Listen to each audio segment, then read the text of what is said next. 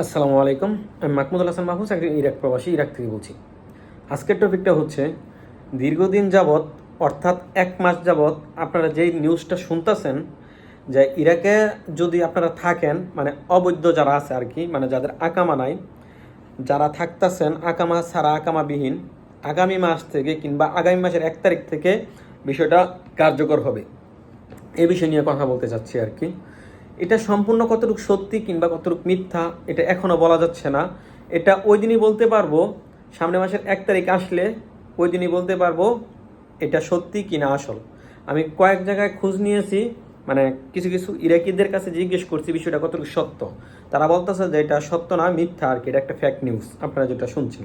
But তারপরও sure না হয়ে কিছু বলতে পারতেছি না, যেহেতু এটা আগামী মাসের 1 তারিখ থেকে কার্যকর হওয়ার কথা। সেই ক্ষেত্রে আগামী মাসের 1 তারিখ পর্যন্ত অবশ্যই অপেক্ষা করতে হবে এবং আপনাদের ধৈর্য ধরতে হবে। তবে আপনারা যদি আগামী মাসের 1 তারিখ থেকে এটা কার্যকর হয়, তাহলে অবশ্যই যাদের আকামা নাই তারা দেশে যেতে হবে। আর যদি আপনারা দেশে না যান, আর যদি সেটা কার্যকর হয়, সেই ক্ষেত্রে আপনারা খুবই সমস্যার মধ্যে পড়বেন এবং খুবই সমস্যার সম্মুখীন হতে হবে আপনাদের। যেরকম আপনার প্রতিদিনে 20 টাকা জরিমানা, আপনি কামাইবেন ভাই কয় টাকা? 20 দিনের যদি জরিমানা দেন, আপনার হাজিরে তো 20 থেকে 25 টাকা হইয়া থাকে।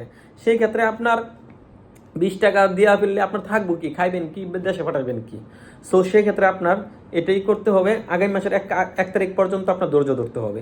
যদি সেটা কার্যকর হয় এবং সত্যি প্রমাণ হয়, তাহলে অবশ্যই আপনার দেশে চলে যাওয়াটাই বেটার হবে। কারণ যদি দৈনিক 20 টাকা জরিমানা দিতে হয়, প্লাস পুলিশের হাতে ধরা পড়লে $3000 জরিমানা, এবং কি যতদিন ইরাকের মাটিতে থাকবেন এতদিনের টাকা আপনার দিতে হবে হিসাব করে। এখন আপনি বলতে পারেন ভাই, এতদিন না, আমি যে ইরাক যে আইছি, এটা জানবে তারা কিভাবে?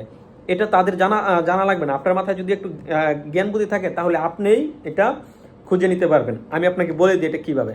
ধরেন আমি ইরাকে আছি 7 বছর ধরে, কিন্তু এটা তাদের খাতায় ধরেন আছে এবং এটা নিয়ে তারা কোনো মাথা ঘামাইবেন না, অর্থাৎ তারা এটা নিয়ে কোনো জরিমানা ধরবেও না। তবে আপনার এই যে আগামী মাসের 1 তারিখ থেকে যখন আপনার এটা কার্যকর হবে এই আইনটা, তখন থেকে আপনার এটা করতে হবে। আপনার তখন থেকে তারা হিসাব করবে ওই তারিখ থেকে যে আপনি ইরাকে কত বছর আছেন। যখন আপনি দেশে যাইবেন, গারামা মারতে যাবেন, তখনই আপনার ওই তারিখ থেকে হিসাব কইরা এটা বা করবে আপনি কত বছর ইরাকে আসবেন। অর্থাৎ সুতরাং সেই তারিখ পর্যন্ত আপনার হিসাব করে তারা বা করবে। যদি আপনার 2000 দিনার আসে 2000 দিনার দিতে হবে, 5000 দিনার আসলে 5000 দিনারও দিতে হবে, যাই আসে না কেন সেটা দিতে হবে। আশা করি ভাই বুঝতে পারছেন। ভালো থাকুন, সুস্থ থাকুন, নিরাপদে থাকুন। আবার দেখা হবে অন্য আরেক কোনো ভিডিওতে।